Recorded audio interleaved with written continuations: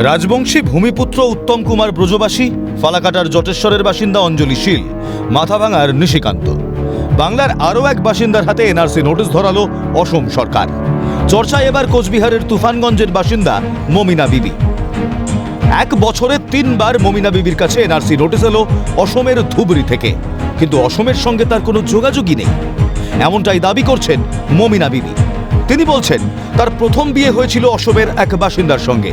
বিয়ের 1 বছর পরেই স্বামীকে নিয়ে তিনি ফিরে আসেন তুফানগঞ্জে।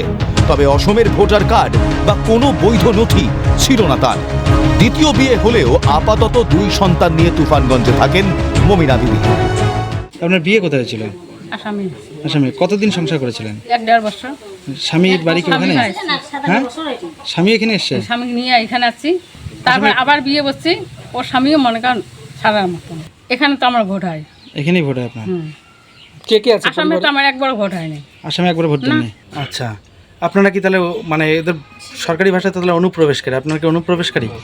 না না, আমরা তো এখানকার জন্ম, এখানকার বাসিন্দার। আমার দাদু এখানে, আমার মার জন্ম এখানে। কিন্তু বেছে বেছে বাংলার বাসিন্দাদেরই কেন পাঠানো হচ্ছে এই নোটিশ? এই ঘটনা বিজেপির ষড়যন্ত্র, দাবি স্থানীয় তৃণমূল নেতৃত্বের। মমিনা বিবির পাশে থাকার আশ্বাস কোচবিহারের জেলা তৃণমূল কংগ্রেসের সভাপতি অভিজিৎ দেবভৌমিকের। সহমত তুফানগঞ্জ 2 এর তৃণমূল ব্লক সভাপতি মানিক বর্মন। লার্জার কনস্পিরেসি, বাঙালির বিরুদ্ধে একটা বড় রকমের ষড়যন্ত্র চক্রান্ত চলছে। আমাদের মুখ্যমন্ত্রী অনেক আগেই বলেছে যে এখানে এনআরসি ইমপ্লিমেন্ট হবে না। বেঙ্গল থেকে কেউ রেসপন্স করবে না, আসামের কোনো চিঠির কেউ উত্তর দেবে না, কেউ যাবে না। তীব্র প্রতিবাদ জানাই এবং আমরা আগামী দিনে এর বিরুদ্ধে আমরা লড়াই করব। আমরা সকল এলাকাবাসী আমরা একমত রয়েছি, আমাদের এলাকায় কোনো এনআরসি আসামের মানা হবে না।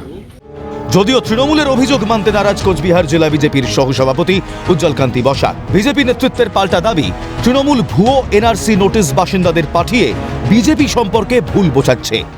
এনআরসির নাম করে ভুয়ো নোটিশ বিভিন্ন জায়গাতে পাঠিয়ে তৃণমূল মানুষকে বিভ্রান্ত করছে, তৃণমূল মানুষকে ভুল পথে পরিচালিত করছে। হয়েছে কিনা এরকম বিভিন্ন জায়গাতে তৃণমূল ভুয়ো নোটিশ পাঠিয়ে রাজনীতির ময়দানকে গরম করছে, মানুষদের বিভ্রান্ত করছে। এনআরসি নোটিশ পাঠানো নিয়ে সম্প্রতি সরব হয়েছিলেন মুখ্যমন্ত্রী মমতা বন্দ্যোপাধ্যায়। তবু রাজ্য রাজনীতিতে এনআরসি নিয়ে নোটিশ নিয়ে বিতর্ক শেষ নেই, তা বলাই বাহুল্য। শশীকেশ রায়ের রিপোর্ট, ক্যালকাটা নিউজ।